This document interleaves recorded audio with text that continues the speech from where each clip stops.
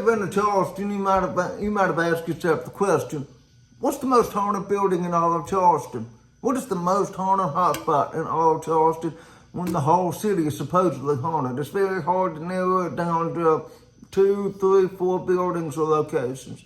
Well, I'm here to tell you today there's only one building that can claim the title as the most haunted building in all of Charleston, and that is the old Exchange building in Provost Dungeon. I took a daytime tour down there when I was there for the week, and I really enjoyed it. As you know, I love all things history. I love paranormal tied into the history, and most of all, I love it when the tours are short, sweet, and to the point. So I like to create paranormal history express content where all stories and all videos are 15 minutes or less. Now, let me give you 5 historical facts from the building. The building was finished in 1771 and is one of the oldest buildings in all of Charleston. In the colonial era before the Revolutionary War, that's where the merchants would do their business in the Exchange building, where they would do the paperwork, where they bought and sold goods, and all of the ships coming in and going back across the pond. National Historic Landmark. 1780 to 1782, that's when the British troops occupied the Exchange building and turned the basement into the Provost Dungeon as we know it today. Because during the 2 years of occupation, they turned that basement into the dungeon to house American prisoners of war. And then in 1788, here's a biggie, 1788, South Carolina ratified the U.S. Constitution in the Great Hall. Ghost stories, 5 top ghost stories or paranormal encounters. People say they see a pirate down there walking around, and when they try to approach the pirate, he simply vanishes. People say the same thing about shadow figures. They see shadow figures starting among the hallways in their dungeon, and when you try to approach them, they just disappear. People will hear their chains swinging in the Provost Dungeon. Now, when you go down there, you will see the chains that I'm talking about. People report cold spots. They report feeling something tugged on an article of clothing. They report hearing crying prisoners. And they report seeing the shadows. Those are the main things. The pirate story doesn't really jive with me because the most heavily documented pirate that was captured and held in Charleston was Dead Bonnet. And he was not held in that building, but he was held on that land because he was held in the jail and executed some 50 years before the old Exchange building as we know it today was built. But that building was built on top of the old watch house that housed Dead Bonnet. So if it's a haunting attached to the land, I could see that. The shadows and the cold spots and feelings of being watched. I got to be skeptical that, when you go down into the dungeon itself, I got a vibe down there just because of the history. I could feel the history. I felt like I was going back into time in the 18th century. And it's just a lot of history from one location, and you can't help but feel it, taste it, smell it when you go down there. So when you go into a place like that, your senses are already heightened. I really feel like that has to play into a lot of these feelings and paranormal encounters.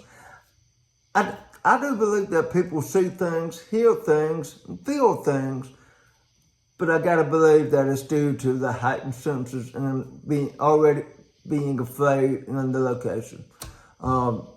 Because I'm not gonna lie, I was there for the day tour, but if I was there at night and the lights were turned off, I'd be pretty darn creeped out myself. It was kind of creepy in the daytime, just knowing what happened there. And I'm not going to give you the tour. I'm not going to give you the tidbits and the information they gave us on the tour. But women, children, and men were housed there together at the same time. The living conditions were pretty bad.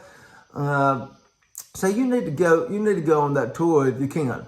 It's worth the money. It is. It's worth the money. Now, I will say, from what little bit I did talk to the tour guides there, I really got the impression that they just did not want to discuss anything paranormal relating to the building. That they were there just for the history. It's almost like they were sticking their nose up at the ghost stories. You know, they didn't believe the ghost stories, and you know, I just bothered me. I mean, it didn't really bother me a little. It didn't really bother me, but you got to think about that.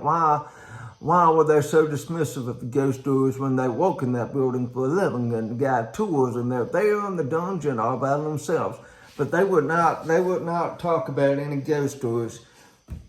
Now, as far as the ghost stories myself that I heard that they did talk about, and what I've researched online, you know, people hear the sounds of chains clanking in the dungeon.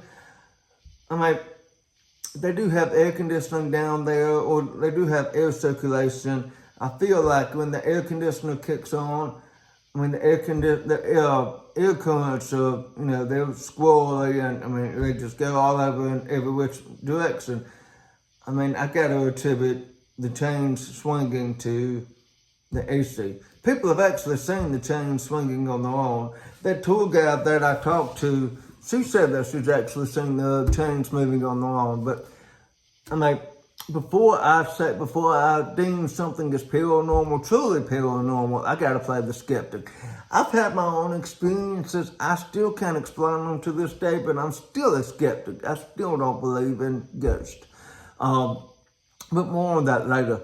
But the things happening down there, I feel that can all be explained logically.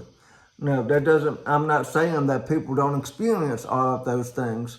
I feel like places hold history and hold energy somehow. I will tell you, if you go on the ghost tour in the daytime, they're not going to tell you any not the ghost tour, the history tour. If you go on the history tour in the daytime, they're not going to tell you any ghost stories. They're not interested in the ghost stories. And I imagine if you go there for the ghost tours after hours, they're going to spend a lot more time on the ghost stories and not the history. Which, I mean, you pay the money to hear the ghost stories and not the history. But you gotta go doing that. If you've got time, do both. You can't get the history on the ghost tour, and you can't get the ghost stories on the history tour. But the history is fascinating.